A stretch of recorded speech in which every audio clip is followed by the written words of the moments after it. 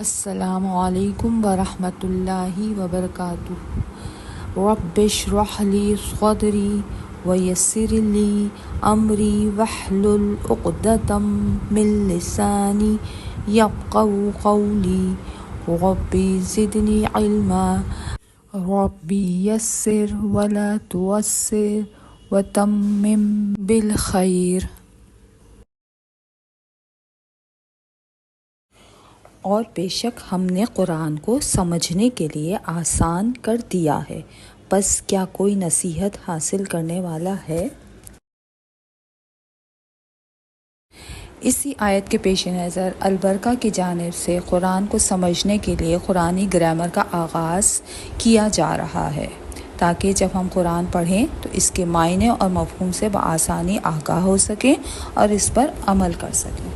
تو چلیں سبق کا آغاز کرنے سے پہلے یہ بتائیں کہ کیا آپ کو معلوم ہے کہ لفظ کسے کہتے ہیں؟ قرآن پاک میں کتنے اقسام کے الفاظ ہیں؟ کلمہ کسے کہا جاتا ہے؟ با معنی اور محمل لفظ کسے کہا جاتا ہے؟ عربی، اردو اور انگریزی قواعد میں کیا فرق ہے؟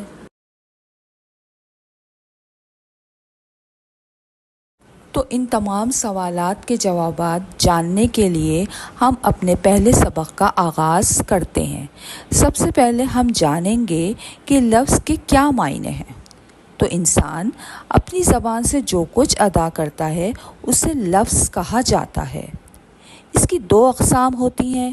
پہلا محمل، یعنی ایسے الفاظ جن کے کوئی معنی نہ ہو، اور دوسری قسم کلمہ، مطلب ایسے الفاظ جن کے معنی موجود ہوں۔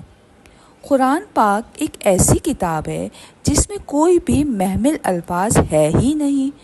اس میں ہر لفظ کے کوئی نہ کوئی معنی ہوتے ہیں۔ اس لیے ہم اب کلمہ کو سمجھتے ہیں۔ جی، تو یہ لفظ کلمہ نہیں کلیمہ ہوتا ہے، جس کے 3 اقسام ہیں: اسم، فعل اور حرف۔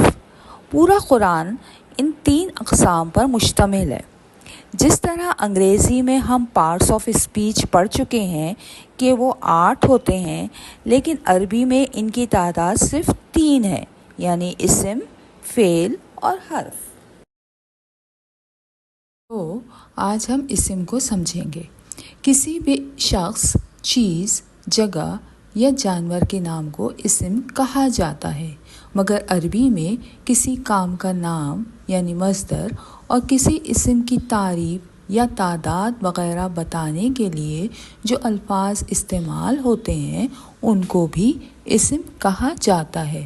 مثلاً عائشہ، عبداللہ، مکہ، پاکستان، مسجد، آسمان، عنکبوت یعنی مکڑی، بلی۔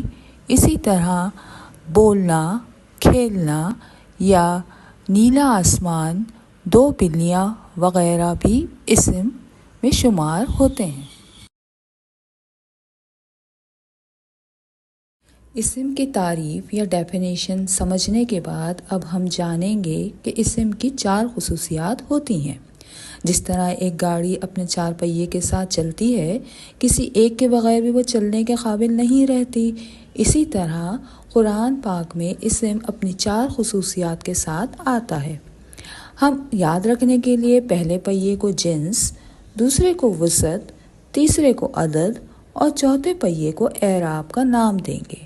یعنی اسم کی جو 4 خصوصیات ہیں وہ جنس یعنی جینڈر، وسعت کیپیسٹی، عدد نمبر اور اعراب یعنی اسٹیٹس ہوتے ہیں۔